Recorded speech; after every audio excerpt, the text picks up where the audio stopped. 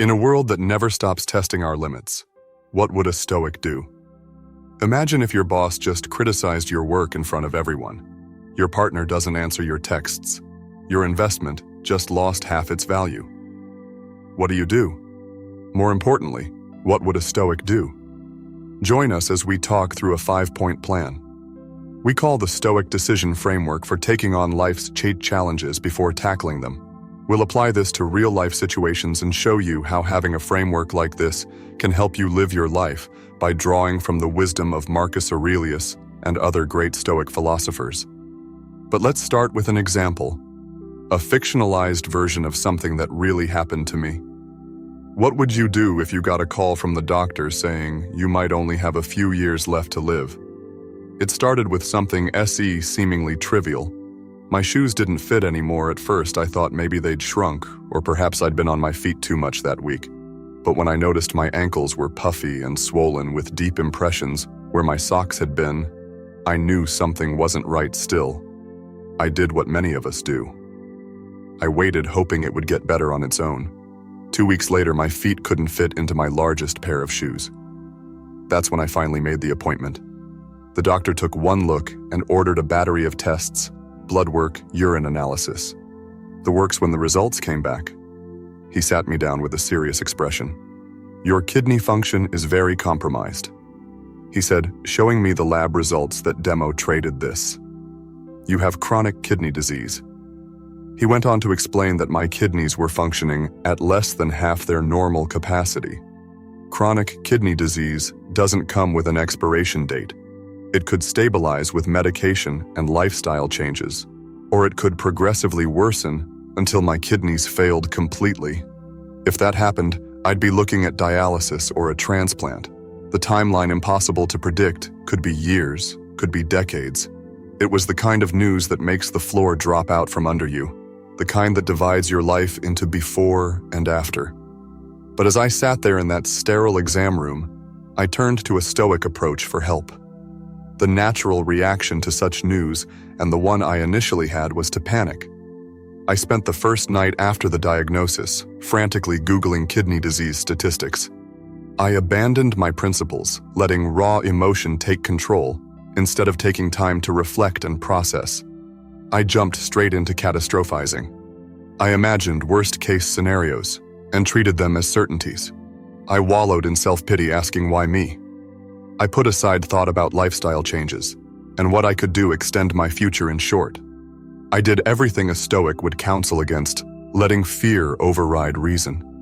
And then within a couple days, I came back to my senses after the panic had subsided. I worked myself into a calmer state of mind. Think of Marcus Aurelius's words about facing illness. Don't look at it as if you were unfortunate, but accept it as one more task given by nature. I shifted my perspective. Instead of seeing the diagnosis as a death sentence, I began viewing it as a challenge to be met with reason and dignity. I took time to sit quietly with the news, letting my rational mind engage with the reality of the situation. Rather than imagining the worst, I focused on what the doctors were actually telling me. I read good medical advice instead of horror stories on message boards.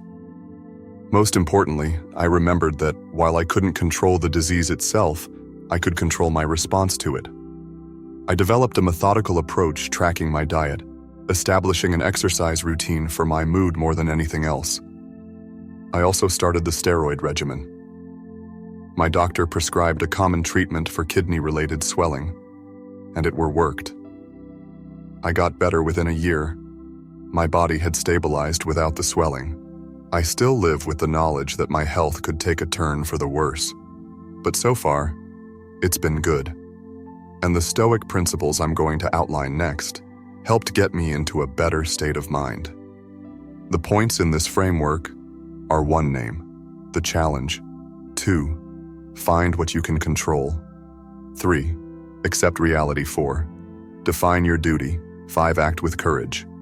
The first step in the Stoic decision framework is name what you're facing, not just in broad emotional terms like "this is terrible" or "I'm scared," but with precise language that engages your rational mind. When we name something accurately, we begin to have power over it. Consider Marcus Aurelius's practice of breaking down seemingly frightening things into their constituent parts when faced with luxury foods. He would tell himself, "This is just a dead fish. This is just a dead bird," by naming things precisely. He stripped them of their power to overwhelm him. We can apply this same principle to our modern challenges. Instead of saying, "My life is falling apart," name the specific challenge I need to come up with the money to pay for a repair, instead of "everyone hates me." Identify the actual situation. I wasn't invited to a lunch I wanted to go to, instead of "I'm a failure." Say, "I fell short of my goal today." This naming process engages your rational mind, pulling you out of pure emotional reaction. Second, it helps. Define the scope of what you're dealing with. A precisely named challenge has boundaries. It isn't infinite. You can wrap your mind around it. Third, it creates mental distance between you and the problem, allowing you to see it more objectively. The key is to use language that is neither minimizing nor catastrophizing. Be honest but precise. By naming the challenge accurately, you create a foundation for all the other steps in the framework. You can't effectively address what you haven't identified next. Find what you can control. The core of Stoic philosophy revolves around Epictetus, is fundamental insight. Some things are in our control and others are not. When facing any situation, take a moment to draw two circles, an inner circle of what you can control, and an outer circle of what you can't. Your thoughts, decisions, actions, and responses belong in the inner circle. Other people's opinions, external events, and natural phenomena belong in the outer circle. But be careful, some things require a careful analysis to see the difference. Consider a job interview. You can't control whether you get the job, but can control your preparation, your punctuality, and your professional demeanor in a relationship conflict. You can't control your partner's reactions, but you can control your words, your tone, and your actions. This process of breaking down situations into controllable elements will show you opportunities for action, even in situations that feel hopeless. There are usually aspects you can influence during illness. You might not control the disease, but you can control your treatment, adherence, lifestyle choices, and attitude toward recovery and financial setbacks. While you can't control market movements, you can control your spending, saving, and investment decisions throughout all this. Remember moderation. Avoid the trap of learned helplessness. Nothing is in my control, and the trap of overconfidence, everything is in my control. Instead, carefully identify where you have genuine influence and where you can create potential for change. Next, accept reality. The Stoics were realists who understood that accepting reality is a process that involves both mind and heart.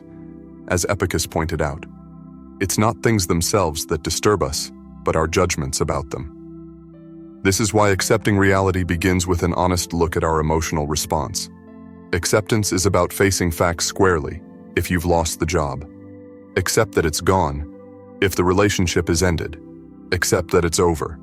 If the investment has failed, take the loss. This doesn't mean you like what happened. It simply means you're choosing to work with reality rather than against it. Remember that this process can take time. Give yourself permission to gradually adjust to new realities. Talk with trusted friends or mentors who can offer perspective. Consider whether you need physical rest. Stress takes a toll on the body, and exhaustion can cloud judgment. The Stoics understood that we're integrated beings. Mental acceptance often requires physical well-being, so do what you need to do to give yourself the space to work. Next, determine your duty. The Stoics believed that living with virtue was our primary purpose, and this belief provides a powerful framework for decision-making in difficult times. The core Stoic virtues, wisdom, justice, courage, and self-control, serve as our compass. Ask yourself, what would a wise person do in this situation? What does justice require? Where must I show courage? How can I maintain self-control? Duty, as we're using it here, is about your personal values and roles. Are you a parent, a teacher, a leader, a friend? Each role carries specific responsibilities. Consider Marcus Aurelius, who was both a philosopher and an emperor. His personal writings show him constantly examining his duties in both roles, asking himself how to serve Rome while maintaining his integrity. We can do the same with our modern roles and responsibilities. The key is to be specific. Ask yourself, what exactly does virtue require of me today? Maybe it's having a difficult but necessary conversation.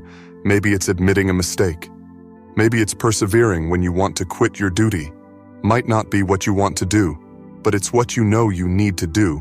By defining your duty, you create a clear path forward. External circumstances might be chaotic, but your responsibility remains steady. This is what the Stoics taught us to do to succeed. Finally, act with courage. All the previous steps in our framework lead to this crucial moment: action. The Stoics understood that philosophy without action is incomplete. As Seneca said, words should pave the way for deeds. Start by developing a concrete plan. Break down your duty into specific, actionable steps. If you need to have a difficult conversation, script out your key points. If you're facing a career change, map out the necessary stages.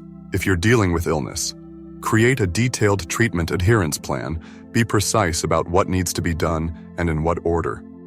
Before taking action, brace yourself emotionally. Remember Epictetus's advice to rehearse difficulties in advance. Imagine potential obstacles and your response to them. This isn't negative thinking, it's practical preparation. Tell yourself, this might be difficult. I might face resistance. I might feel uncomfortable. And that's okay. Draw strength from Stoic wisdom. Recall Marcus Aurelius's words: the impediment to action advances action. What stands in the way becomes the way. Let obstacles sharpen your resolve rather than weaken it. Remember that courage isn't the absence of fear, it's acting despite fear. Then engage, take that first step. Make that call. Start that conversation. Begin that project. Do it, even if your hands are shaking, even if your voice quivers, even if you're not completely sure of success. The Stoics knew that we grow through action, not contemplation. Remember, courage isn't a feeling, it's a choice. You might not feel brave, but you can choose to act bravely. Each time you choose action over avoidance, you strengthen your Stoic practice. You prove to yourself that you can face difficulty with dignity and purpose. And keep in mind, you don't have to walk this path alone. The Stoics themselves were part of a community, sharing wisdom and supporting each other's growth. You can join our mailing list at jointhestoiccommunity.com to stay in touch locally. You can have a friend you talk over these teachings with for accountability. Meet regularly with someone who understands your commitment to Stoic practice. Review how you've applied the framework to recent challenges. That way you can get better over time.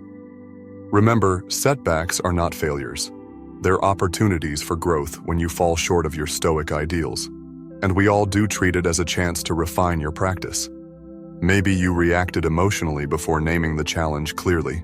Maybe you fought against reality instead of accepting it. Each setback teaches you something valuable about your patterns and triggers to advance your practice. Keep a Stoic journal. Just as Marcus Aurelius did, document how you apply the framework to different situations. Note what works and what needs adjustment over time. You'll develop your own insights and variations that work particularly well for your circumstances.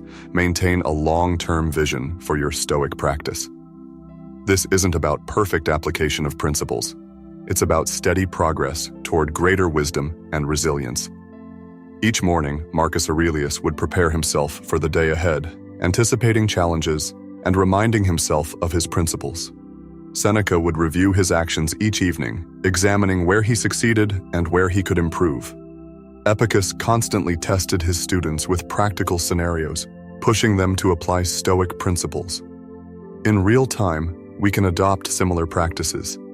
Today, start small, perhaps with minor annoyances, like traffic jams or delayed meetings. Apply the framework step by step. Name the challenge precisely. I'm stuck in traffic and might be late. Identify what you can control: your departure time, your route, your communication with others, waiting for you. Accept the reality of the situation. The traffic exists whether you rage against it or not. Then, define your duty perhaps to remain professional, to communicate clearly with those affected, to maintain. Aim your composure. Finally, act with courage by doing what needs to be done without complaint or excuse. As you practice with these smaller challenges, you build the mental muscles needed for bigger ones. Finally, please participate in our community of modern Stoic practitioners. Share your experiences in the comments below. What alas are you applying this framework to? What insights have you gained? Your story might be exactly what another viewer needs to hear. If you found value in this approach to practical Stoic wisdom, hit that subscribe button and turn on notifications. We're building a community of thoughtful individuals committed to living with greater wisdom and purpose. Each week we explore practical applications of Stoic philosophy to modern challenges. Remember, as Epictetus said, don't just say you have read books. Show that through them you have learned to think better. Let's put this framework into practice, supporting each other as we face life's challenges with Stoic wisdom and courage. Thank you for joining me today. Until next time, keep thinking clearly and acting wisely.